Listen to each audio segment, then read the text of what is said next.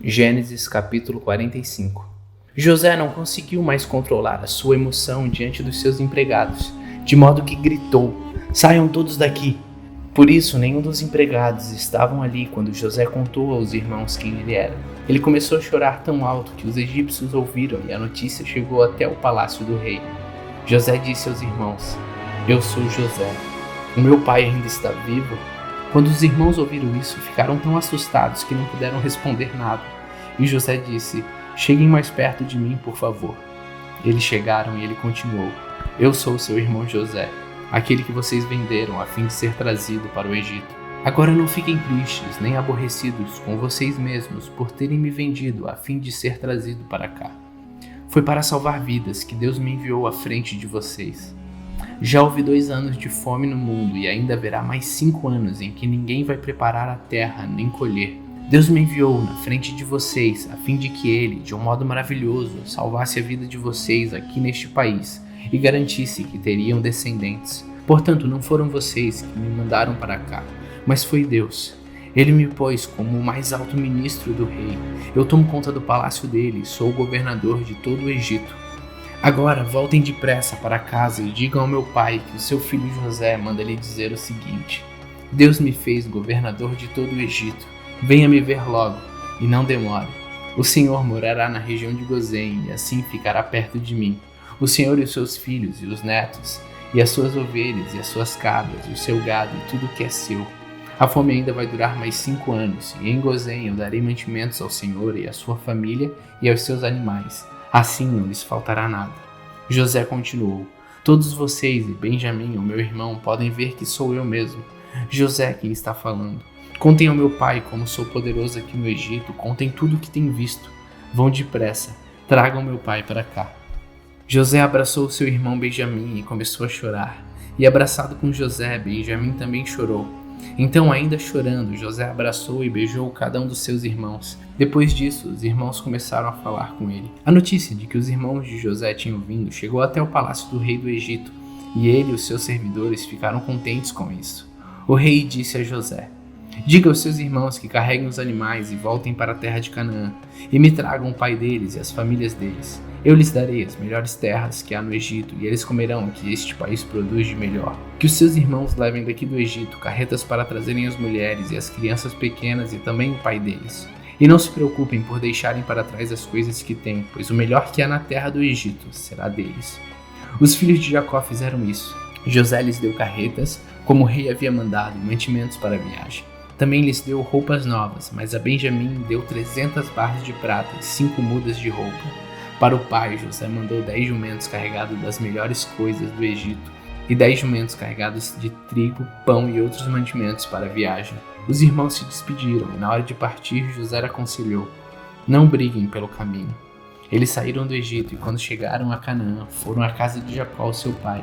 Então lhe disseram: "José está vivo e ele é governador de todo o Egito." Jacó quase desmaiou e não podia acreditar. Porém, quando lhe contaram tudo que José tinha dito e quando viu as carretas que havia mandado para levá-lo para o Egito, Jacó ficou muito animado e disse: "Já chega, o meu filho José ainda está vivo e quero vê-lo antes de eu morrer."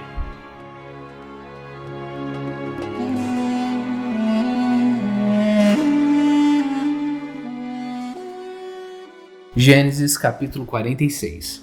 Jacó partiu com tudo o que tinha e foi até Berseba, onde ofereceu sacrifícios ao Deus de Isaque, o seu pai. Naquela noite, Deus falou com ele numa visão e o chamou assim: "Jacó, Jacó." "Eu estou aqui", respondeu ele.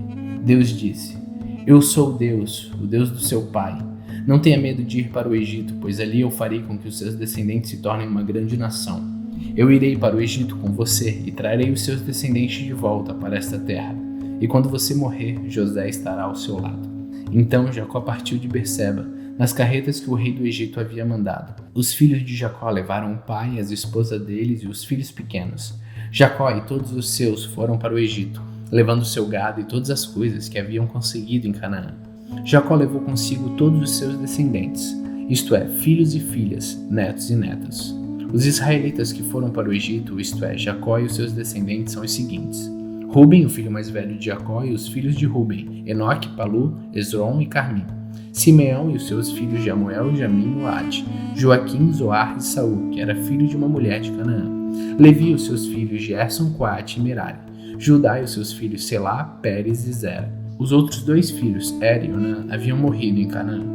Os filhos de Pérez foram Esrom e Ramul, Isacar e os seus filhos Tolá, Puá, Jazube e Sinron, Zebulon e os seus filhos Erete, Elon e Jalael. Estes foram os filhos que Leia deu a Jacó na Mesopotâmia, além da sua filha Diná. Os descendentes de Jacó e Leia eram 33. Gade e os seus filhos Zifião, Ragu, Zuni, Esbron, Eri, Arode e Areli. Asser e os seus filhos Imã, Isvi e Bereias e os irmãos deles, que se chama Sera. Os filhos de Berias eram Eber, Melquiel. Esses 16 foram os descendentes de Jacó e Zilpa, a escrava que Labão deu à sua filha Leia. Raquel, mulher de Jacó, lhe tinha dado 2 filhos, José e Benjamim. Os filhos de José com Asenate foram Manassés e Efraim, que nasceram no Egito. Asenate era filha de Potífera, sacerdote da cidade de Heliópolis. Os filhos de Benjamim foram Belá, Bequer, Asbel, Gera, Naamã, Ei, Ros, Rupi e Arde. Esses 14 foram descendentes de Jacó e Raquel. Dan e o seu filho Osnim, Naphtali, os seus filhos Jezeel, Junim, Gesser e Silém. Estes 7 foram os descendentes de Jacó e Bila, a escrava que Labão deu à sua filha Raquel. Ao todo foram para o Egito 66 descendentes diretos de Jacó, sem contar as mulheres dos seus filhos. Os 2 filhos de José nasceram no Egito. Assim foi, 70 o total de pessoas da família de Jacó que foram para o Egito. Jacó mandou que Judá fosse na frente para pedir a José que viesse encontrá-los em Gozém. Quando eles chegaram, José mandou aprontar o seu carro e foi para Gozém a fim de se encontrar com o pai. Quando se encontraram, José o abraçou e chorou, abraçado com ele por muito tempo. Então Jacó disse: já posso morrer, agora que já vi você e sei que você está vivo. Depois José disse aos irmãos e à família do pai: eu vou falar com o rei do Egito e vou lhe dar a notícia de que os meus irmãos e os parentes do meu pai que moravam em Canaã vieram para ficar comigo. Eu vou dizer ao rei que vocês são criadores de ovelhas e cabras e cuidam de gado. Direi que trouxeram as suas ovelhas e gado e tudo o que têm. Quando o rei lhes perguntar qual é a profissão de vocês, digam que a vida inteira vocês têm sido criadores de ovelha, como foram seus antepassados. Assim vocês poderão ficar morando na região de Gozém, pois os egípcios detestam os pastores de ovelhas.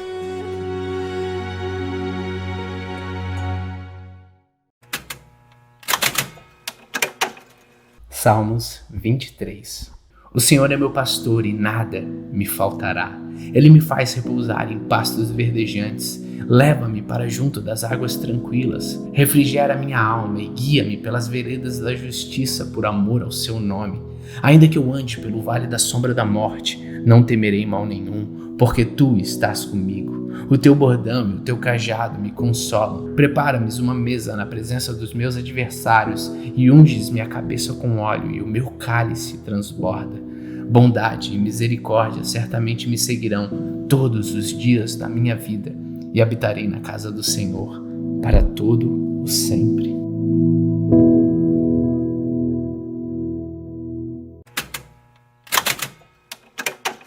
Marcos capítulo 3.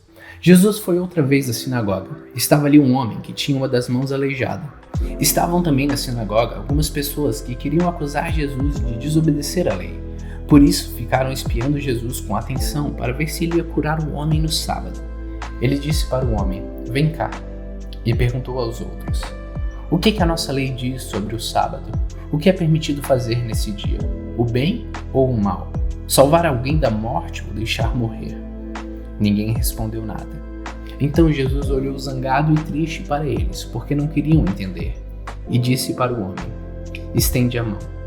O homem estendeu a mão e ela sarou. Logo depois, os fariseus saíram dali e, junto com as pessoas do partido de Herodes, começaram a fazer planos para matar Jesus. Jesus e os discípulos foram até o lago da Galileia. Junto com ele, muita gente da Galileia, da Judéia, de Jerusalém, de Idumeia e do lado leste do Rio Jordão e da região de Tiro e de Sidom.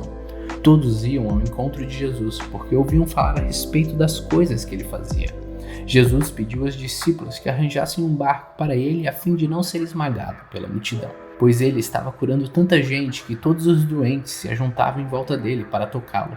As pessoas que tinham espíritos maus, ao verem Jesus, caíam aos pés dele e gritavam: o Senhor é o Filho de Deus. Mas Jesus proibiu duramente os espíritos de dizerem quem ele era. Jesus subiu um monte, chamou os que ele quis e eles foram para perto dele. Então, escolheu 12 homens para ficarem com ele e serem enviados para anunciar o evangelho. A esses 12 ele chamou de apóstolos. Eles receberam autoridade para expulsar demônios.